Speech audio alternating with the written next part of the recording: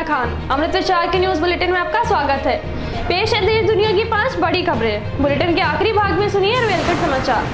कानपुर में चौबेपुर थाना क्षेत्र के बिकरू गांव में शातिर बदमाश विकास दुबे को पकड़ने गई पुलिस टीम पर ताबड़तोड़ फायरिंग की गई। इसमें सीओ बिल्हौर देवेंद्र मिश्रा और एसओ शिवराजपुर महेश यादव समेत 8 पुलिसकर्मियों की मौत हो गई, जबकि 4 पुलिसकर्मी घायल भी हुए हैं, जिन्हें गंभीर हालत में रीजेंसी अस्पताल में भर्ती कराया गया है।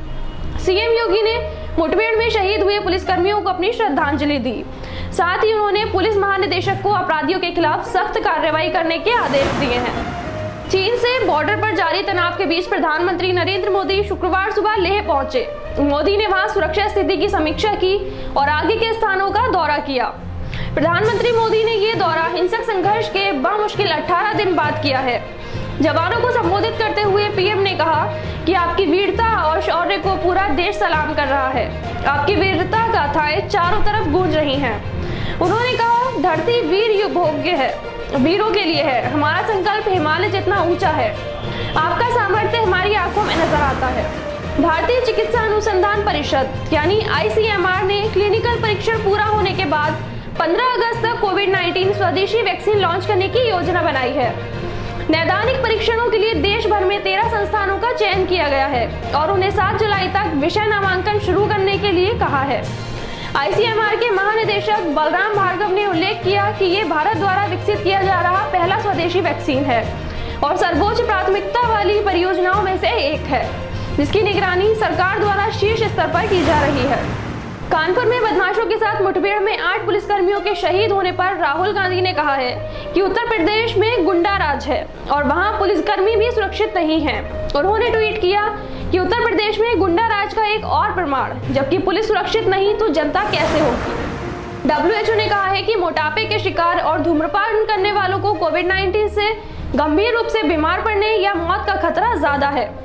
WHO की मुख्य वैज्ञानिक डॉक्टर सौम्या स्वामीनाथन ने कोविड-19 पर वैश्विक अनुसंधान और नवाचार फोरम की बैठक के बाद कहा कि युवाओं में मोटापा सहित कुछ खास तरह की बीमारी वाले लोगों को कोरोना से ज्यादा खतरा है।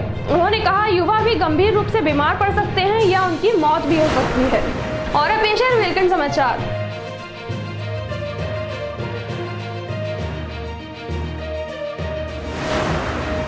बरेली के सीबीगंज थाना क्षेत्र के 2 गांवों के 2 अलग अलग घरों में लाखों की चोरी हो गई। देर रात चोर कदीर अहमद के घर में छत के सहारे दाखिल हो गए और अलमारी में रखे 5 लाख के जेवर समेत करीब 15,000 की नकदी लेकर फरार हो गए। वहीं दूसरी घटना पड़ोस के गांव तिलियापुर की है। यहां रहने वाले शराफत के घर चोरी हुई। चोर उनके घर से भी लाखों के जेवर समेत नकदी लेकर फरार हो गए। चोरी की 2 घटनाओं से गाँव के लोगों में दहशत का माहौल है। मुरादाबाद में कांग्रेसियों ने कानपुर मुठभेड़ में शहीद हुए 8 पुलिसकर्मियों को श्रद्धांजलि दी। इस मौके पर कांग्रेस के महानगर कार्यालय में जिला अध्यक्ष विनोद गुंबर, महानगर अध्यक्ष रिजवान कुरैशी के साथ कांग्रेस के अन्य कार्यकर्ता मौजूद रहे। शाहजहांपुर के RC मिशन थाना क्षेत्र के मिश्रीपुर स्थित बैंक ऑफ बड़ौदा के बाहर एक युवक तमंचा लहराते हुए घुसने की कोशिश करने लगा। जब बैंक के बाहर ड्यूटी कर रहे होमगार्ड ने उसे रोका तो उसने गार्ड पर तमंचा तान दिया, जिससे होमगार्ड घबरा गया और वह पीछे हट गया। इसके बाद युवक बैंक में तैनात प्राइवेट गार्ड के पास पहुंचा तो उसने उस पर भी तमंचा तान दिया। इसके बाद वह मौके से फरार हो गया। सूचना पर SP सिटी व CU सिटी मौके पर भारी पुलिस फोर्स के साथ पहुंच गए। आखिर में बरेली के मौसम का हाल। बरेली में शुक्रवार को दिन का तापमान 33 डिग्री सेल्सियस रहा। कल तापमान 35 डिग्री रहने की उम्मीद है। कल बारिश होने के भी आसार हैं। इन खबरों को डिटेल में जानने के लिए लॉगिन कीजिए हमारी वेबसाइट www.amritvichar.com। नमस्कार।